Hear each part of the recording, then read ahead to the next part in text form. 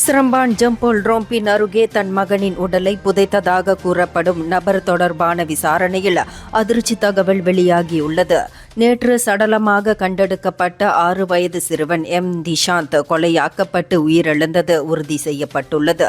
நெகிழி கேபிள் கொண்டு கழுத்தை இறுக்கியதால் உயிரிழப்பு ஏற்பட்டதாக நகரி செம்பிலான் போலீஸ் தலைவர் டத்தோ அஹ்மத் ஜாஃபிர் முகமது யூசுப் தெரிவித்தார்.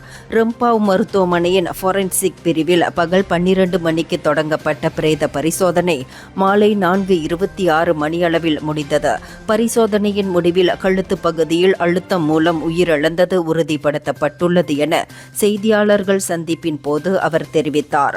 தற்போது முக்கிய சந்தேக நபராக 36 வயதுடைய சிறுவனின் தந்தை கைது செய்யப்பட்டு ஜோகூர் போலீசாரால் 7 நாட்கள் தடுப்பு காவலில் வைக்கப்பட்டுள்ளார்.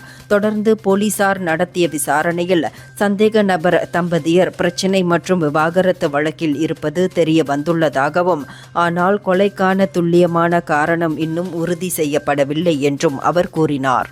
இந்தியர்களின் இதய குரல் மக்களோசை.